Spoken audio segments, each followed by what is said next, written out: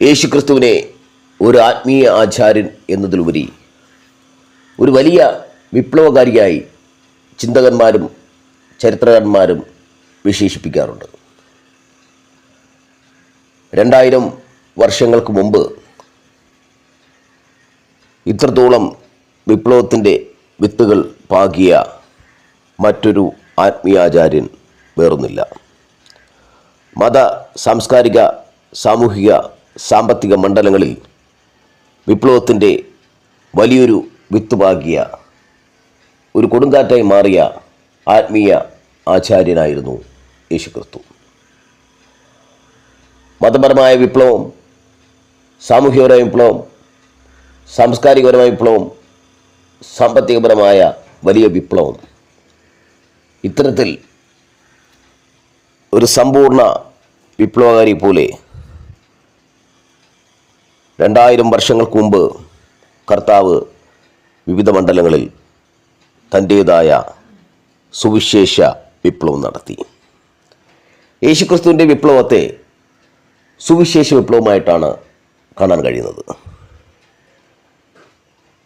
വിപ്ലവം എന്ന പദം നമുക്ക് അപരിചിതമല്ല. കമ്മ്യൂണിസ്റ്റ്, സോഷ്യലിസ്റ്റ് വിപ്ലവ ചിന്തകൾ ലോകത്തിന് പുത്തൻ ഉണർവ് നൽകിയിട്ടുണ്ട്. എന്നാൽ യേശുക്രിസ്തുവിൻ്റെ വിപ്ലവം മനുഷ്യനെ നിത്യതയിലേക്ക് വഴിതെളിച്ചു. ഭയത്തിൻ്റെയും പ്രതികാരത്തിൻ്റെയും ദൈവസങ്കല്പത്തിന് പകരം കരുണയുടെയും സ്നേഹത്തിൻ്റെയും ദൈവത്തെ യേശു പരിചയപ്പെടുത്തിയെന്നാണ് ഏറ്റവും വലിയ സത്യം. അന്നുണ്ടായിരുന്ന യഹൂദമതം കർശനമായി അവലംബിച്ച ആചാരങ്ങളെയും നിയമങ്ങളെയും കാറ്റിൽ പറത്തിക്കൊണ്ട് മതരംഗത്ത് ശക്തമായ വിപ്ലവമുണ്ടാക്കുവാൻ യേശുക്രിസ്തുവിന് കഴിഞ്ഞു.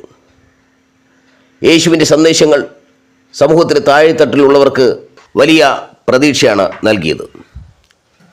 ജാതി, വംശം, ലിംഗം എന്നിവയുടെ പേരിലുള്ള വേർതിരിവുകളെ യേശു തള്ളിക്കളഞ്ഞു. അന്നത്തെ സമൂഹം രണ്ടാം കിടക്കാരായി കണ്ടിരുന്ന സ്ത്രീകൾക്ക് തൻ്റെ ശിഷ്യഗണത്തിലും ശുശ്രൂഷകൾക്കും അർഹമായ സ്ഥാനം നൽകുവാനും ബഹുമാനം നൽകുവാനും യേശുക്രിസ്തുവിന് കഴിഞ്ഞു. ഇങ്ങനെ മതപരമായ ഒരു വിപ്ലവം കുറിക്കുവാൻ കർത്താവിന് കഴിഞ്ഞു എന്നതാണ് യഥാർത്ഥ ശരി. സാംസ്കാരിക മണ്ഡലത്തിലും യേശുക്രിസ്തുവിൻ്റെ വിപ്ലവത്തിൻ്റെ ചിന്താഗതികൾ ചെറുതൊന്നുമല്ല.